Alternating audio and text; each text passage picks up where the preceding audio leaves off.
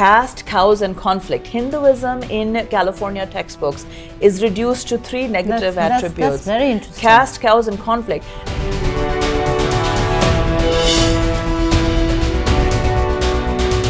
Now, why has this movement taken off like fire? That India has a lot of laws. Why are all of them not? India also has the strictest gun control laws, for example. Would they fly? Should. Would they fly in the US? They should. That's a different concept. Yeah. Is Equality Labs asking for the Indian gun control laws to be brought to the US? They should.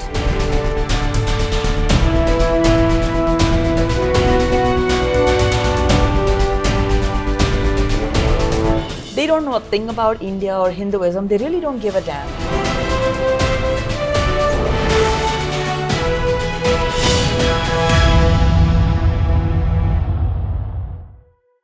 Should caste be put in protected category in the United States of America? There is a growing voice. There are reports. Rutgers and NCRI has come out with a report saying that there are instances and evidence of oppression, and therefore caste discrimination does exist in America. There'll be many other countries that are also looking at this. Indian communities in various countries, should they now start looking at caste or not? There's one coalition that has come out and vehemently has objected to and raised concerns with regards to this premise of oppression on the basis of caste in the United States of America, Coalition of Hindus for North America, CoHNA, and I'm being joined by Pushpita Prasad, who is the Chief Communications Officer of CoHNA. Thank you so much, Pushpita, for joining us. Thank you. One, let's begin with why are you objecting to caste being part of a protected category? Because in India, discrimination on the basis of caste does exist. Would you say that there is no discrimination in America on the basis of caste, even within the Indian community? As of now, nothing has been proven. Absolutely, and that's after 5 years of very large institutional actors, including the state of California, looking for it. And again, I'm glad you brought up the Indian factor, and I want to just contextualize that in the United States, in Canada, Hindus and Indian Americans are less than 2% of the population. That's a tiny, tiny fraction. And most of us spend our lives trying to fit in. We deal with issues of racism and we deal with issues of being a tiny minority. That's fine. So whatever assumptions we have about India are completely irrelevant to our lives in the United States. And they're irrelevant even to people like me, who are first-generation immigrants from there. And then think about the second and now a third generation of Hindus and Indian Americans that is growing up in these countries. These kids grow up being like the one brown kid in their whole school, right? They already spend their teenage years feeling traumatized for their skin color, for their weird names, for their food they eat, for the backgrounds they come from. And now into all of this is suddenly thrown caste. Now, again, I know this is an Indian audience, but I again want to contextualize. This is Americans living in America, Canadians living in Canada, born and brought up in these countries. And again, while a lot of Hindus come from India, we also have communities of Hindus there who are from Guyana, from Suriname, from the Caribbean, from Pakistan, Nepal, Bangladesh, Sri Lanka, right? So we really should not be taking our Indian filter and Indian laws and trying to transpose them onto the lives of communities living halfway across the world. Okay. And that is what we battle. We are battling attempts to bring Indian laws and Indian social economic issues into the lives of people who may not even have an Indian connection, by the way, right? I mean, I'm from India, but a lot of the people who joined this fight are not. And they resent having to be on top of it. In fact, if you think about it, if you're a Hindu American teenager, second or third generation growing up in the US or Canada, why are you expected to be on top of Indian politics and Indian laws? That's not an expectation for a Chinese American teenager. That's not an expectation for a Middle Eastern teenager. That's not an expectation for a Brazilian American teenager.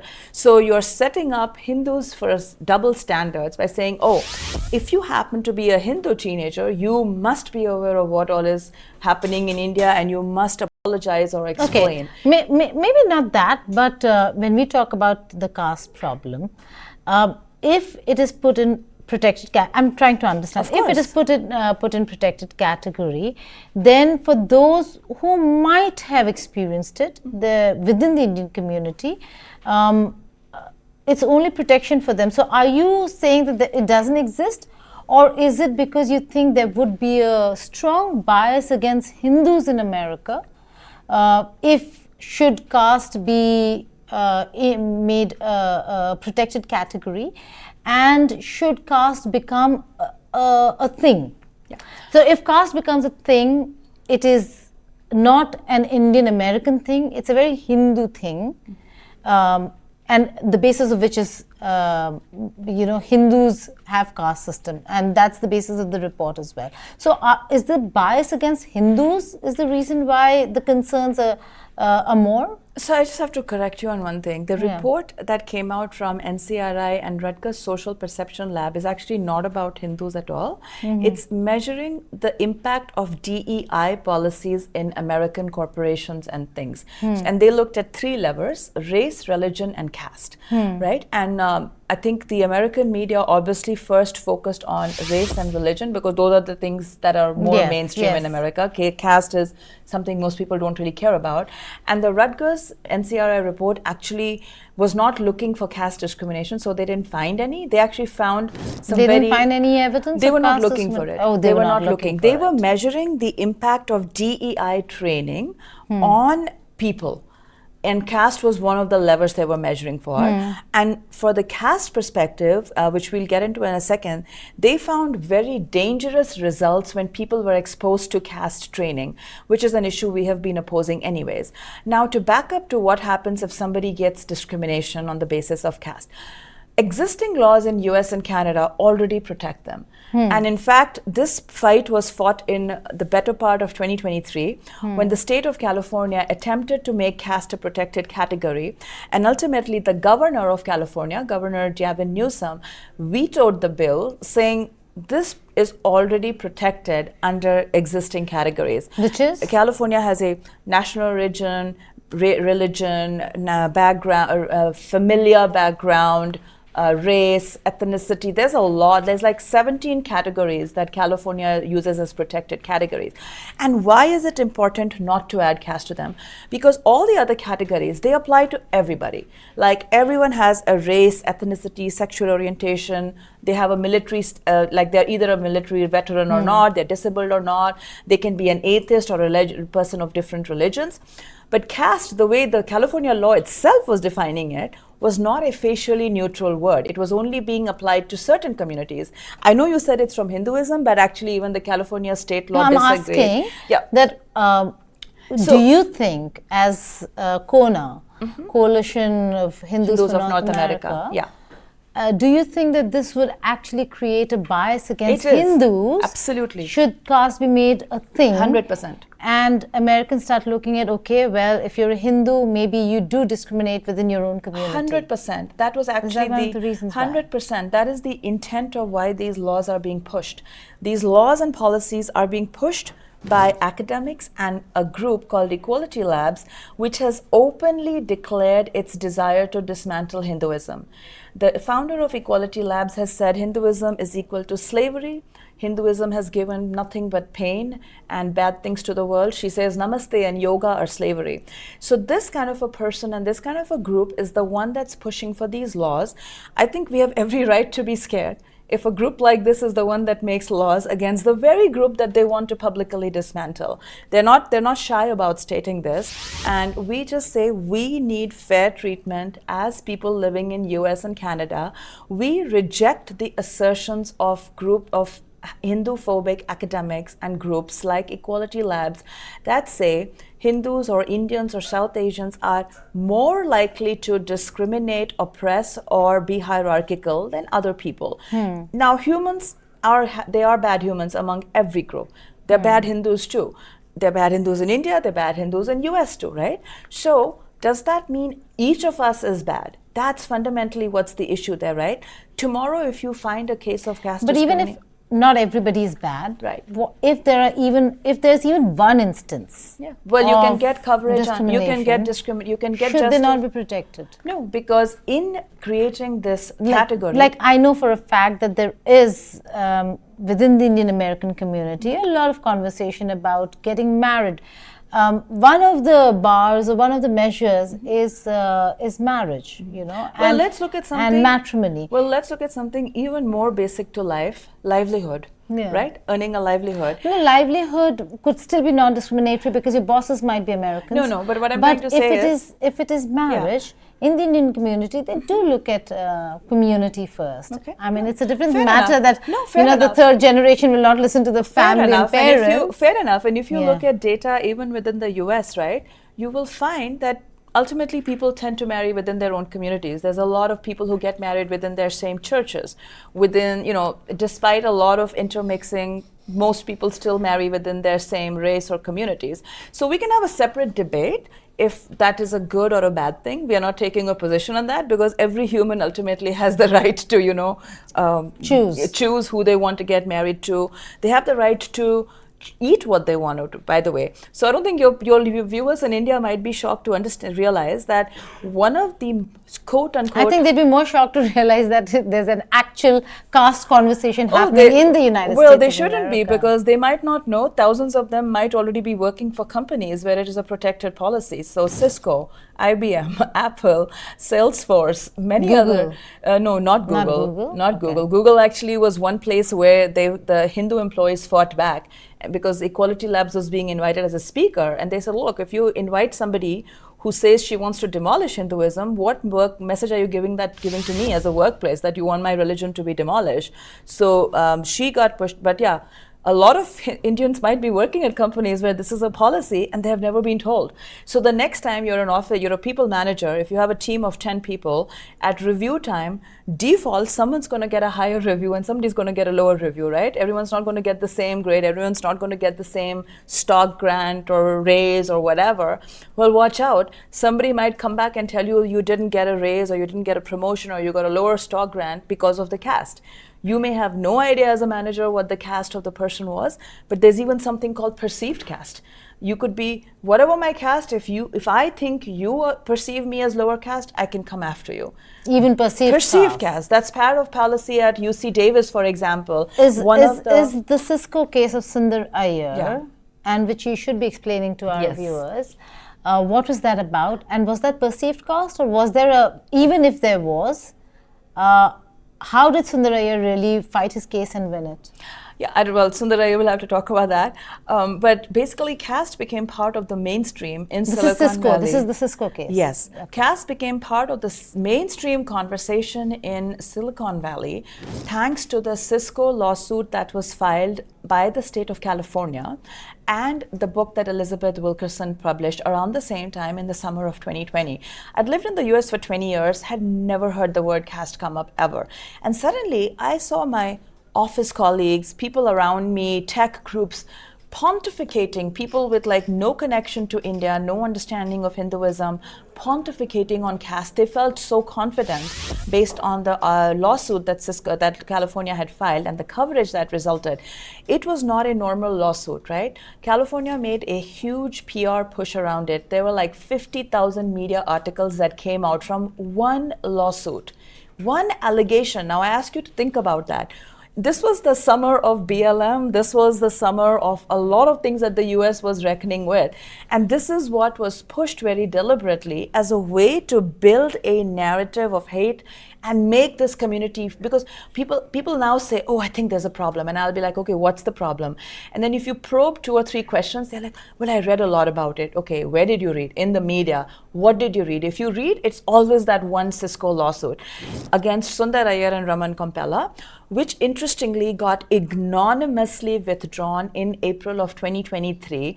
And it was withdrawn with prejudice. A lawyer can tell you that means the state of California had no case against these 2 individuals. They basically can never file a lawsuit against them. They were actually about to get sanctioned by the courts. The department was about to get sanctioned by California's courts for the kind of lawsuit they had brought against these 2 individuals. It was a witch hunt, plain and simple. John Doe, who was the man who had alleged discrimination in getting a job, had never applied for that promotion in the first place. Now, you got to apply for a promotion before you claim discrimination for it, right? Or before you hope to get it. And, there were so many things in that lawsuit that were like completely screwed up. You should really talk about it. But I want to bring it up that was an example of harm done to those two individuals and also to the whole community. Because even if those two individuals had been guilty, how does that make me guilty, right? Are you trying to tell me that if one person from some community is found guilty of fraud, that whole community is now guilty of fraud? That is what is being done under the guise of caste laws. That, there is no evidence. After 5 years of digging, there is no evidence. That lawsuit was withdrawn. Now people say, but over here, the NCRI Social Perception Lab and the Rutgers Social Perception Lab and NCRI did put out a case study, and they did talk about caste on the basis of one student. So they application being rejected. Let me explain what happened. So Rutgers Social Perception Lab, they do a lot of these they study hate, how hate builds, and social perception. So they had a very well designed study, over 856 people participating. They had a control group and a study group. Okay. So this is a good scientific study that can be replicated probably if people want to do it. And Professor Lee Jessam is like a name in these kinds of studies, right? So the control group was exposed to some innocuous write-up on caste, right, written by some books and professors. And the study group was given a one-page description of caste drawn from Equality Labs materials. Why did they do this? Because they were Equality Labs is the one that provides materials for all these DEI trainings that are happening across companies, across universities, across government, right? So this was a good way of testing. In the study group, they found alarming results on how mainstream Americans, again, not India, this is your white American, black American, Hispanic American, Asian American, mixed race American, just having probably may not be able to locate India on a map, may not be able to tell a Hindu from a Muslim from anything, right? Considers all brown people one thing. But perception, that one page that they read from Equality Labs, the results were alarming, and I have to read it out to you, right? Absolutely. I have to read it out to you. So first thing I want to tell you, when the study group was exposed to Equality Labs materials, they became more likely to endorse statements from Hitler. And the statements from Hitler were basically where Rutgers had substituted the word Brahmin, substituted the word Jew for Brahmin. So if you think saying Hitler... that the caste system or the discrimination... No, not caste. So if Hitler made a statement saying Jews are parasites, Rutgers study put the statement that said Brahmins are parasites, and had the study group react to this. And then what was the reaction? And the control group too, right? So they saw a massive difference between how the study group and the control group responded. 35.4% more in the study group were likely to agree with the statement, Brahmins are parasites. 33.8% likely to agree with the statement, Brahmins are a virus.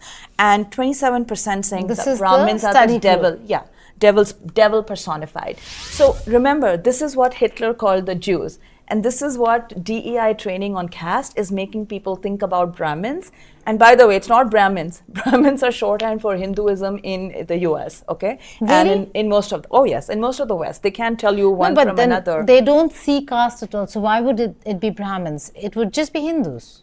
Yeah. They don't see caste at all. But Brahmins don't exist. No, they don't exist. I said just... In their scheme of things, it's a word cloud. It's a word cloud in their So the word cloud is Hindus? No, the word cloud is Hindus, Brahmins, If India, Brahmin comes in, it is casteism, right? Then they're talking caste. You have to remember. They are saying this group is more likely to be parasites, viruses, and devil personified. I'm saying and in by America... the way, I want to bring it back to America, right? In America, if Americans are looking at an Indian American, they'd either be Hindus. No, they don't. Not necessarily Brahmins, because the moment they say Brahmins... No, that is wrong. They really don't give a damn about our religion. I'm saying even if it was... what I mean to say is that it would be the larger group I can tell you Hindus, police, Christians, they're police people. Muslims. No, they are police people. But not sub-categorized saying that, okay, if these are Hindus, they're all Brahmins. No, that's not how they look at it. They don't. That's why they just think it's all one amorphous mass. Which is Hindus. So that's what I meant. Or Christians or Muslims. I'm just being very clear with what the study measured. I didn't design the study. So if I had designed it, I might have put some other words. They put Brahmin. You can ask them why they decided to put it versus Hindus. But they put Brahmin. And my point is not to get hung up on the word Brahmin versus Hindus, but look at the 1/3 of the study respondents are more likely to call somebody a parasite. And if you think about the Holocaust, I hope we all agree that the Holocaust was a horrific thing. The Holocaust didn't come out of nothing, right? It came out of decades of words being weaponized against Jews, right? And so Hitler was just the latest in a long set of people who otherized the Jews, who caricaturized them, who made them seem less than human in the eyes of the broader German populace, which is why he could talk about something like the final solution, and his population went on with it, right? So words are dangerous weapons too. They're not just words that we fling around, and that is why CoHNA opposes the word caste so much, because the word caste is not a neutral word in the West. It's defined as a Hindu system of hierarchy, and so the minute you put caste as a protected category anywhere, you are singling out this one faith group as being likely to be more oppressive, more discriminatory and hierarchical than others. Now, we fundamentally reject that categorization, and I actually think it's pretty racist. It's frankly quite racist to say that one group of people is more likely to be carrying negative human traits than the other human groups around them. That is the epitome of racism. Am I saying all Hindus are great and that no Hindu ever discriminates? But the reading of Pushpita actually speaks quite strongly of, what American Hindus have to say about caste or not. And over here it says, and I'll just read from a paragraph from how caste sensitivity training offers a unique lens into the impacts of DEI narratives. While discussions about Islamophobia and racial discrimination are prevalent in DEI narratives, DEI is the full form of DEI has to do with diversity, equality, equity and inclusion, which is what the study group really talks about: diversity, equity, and inclusion.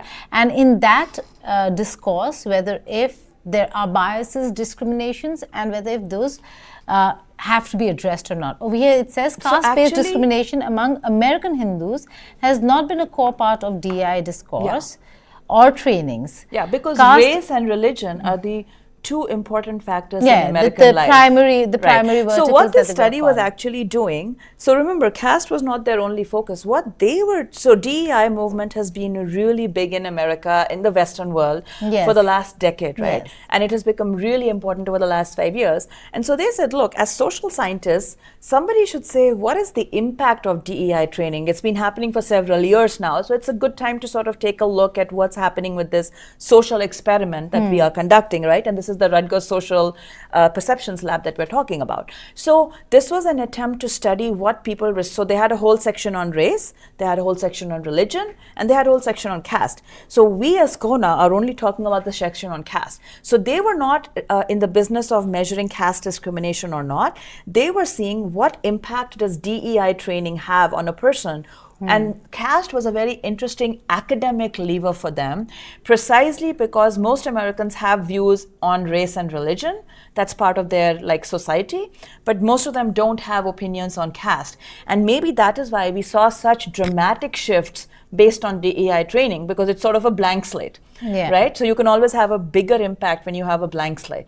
And for us, that works that works both ways too, right? So you can have a blank slate where you know nothing about Hindus. The Pew Research has shown that only 1 in 4 Americans even knows a Hindu, knows of you, right? Let alone understanding the nuances and all of that other stuff. So when you don't know somebody, you're likely to not understand them, and you're likely to buy into caricatures and stereotypes about them. Right. And caste is one of the most powerful Hindu-phobic stereotypes that is being weaponized against us in the States. Okay, that's CoHNA's position. If so much is happening on caste in terms of conversations, what is the harm here?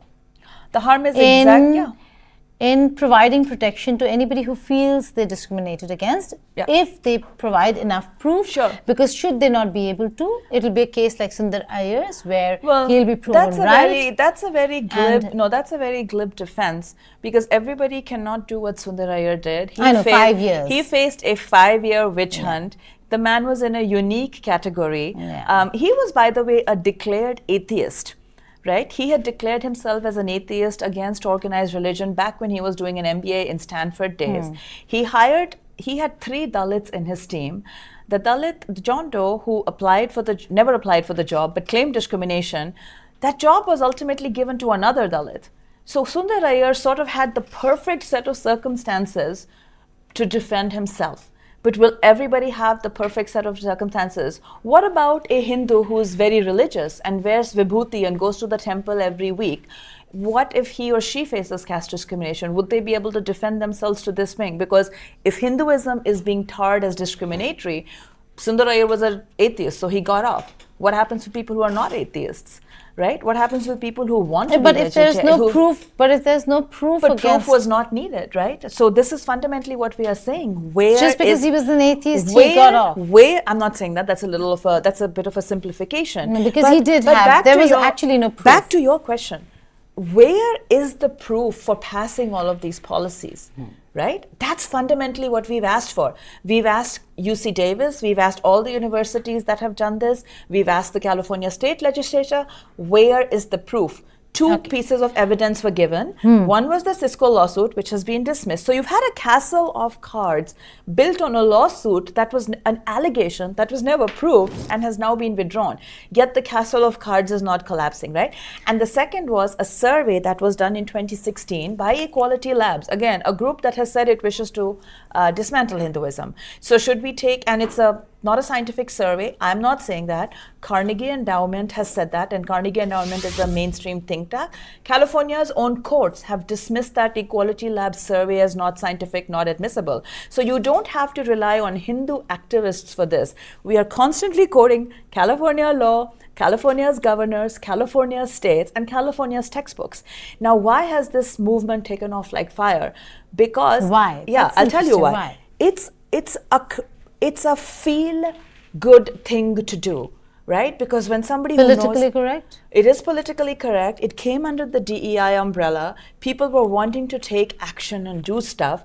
They don't know a thing about India or Hinduism. They really don't give a damn. They don't want to sit and have this. But in India, discrimination does exist. But I'm talking about in the US. No, I'm just saying that, it does exist. Yes, but what does It's a real problem. Sure, but India has a lot of laws. Why are all of them not? India also has the strictest gun control laws, for example. Would they fly? Would they fly in the US? They should. That's a different concept. Yeah. Is Equality Labs asking for the Indian gun control laws to be brought to the US? They should. But then there's a gun lobby. Look, I'm very clear. Yeah. I am a US citizen. I am advocating for my community, which has now got 2nd and 3rd generation US citizens, Canadian citizens. Some of us not be looked through the prism of caste not be looked through the prism of Indian American laws, period. Yeah. Back to what I told you earlier, right? That's an interesting one, Indian American laws. Why is an Indian American teenager, or why is a Hindu teenager from Caribbean supposed to be on top of Indian American socio-political issues?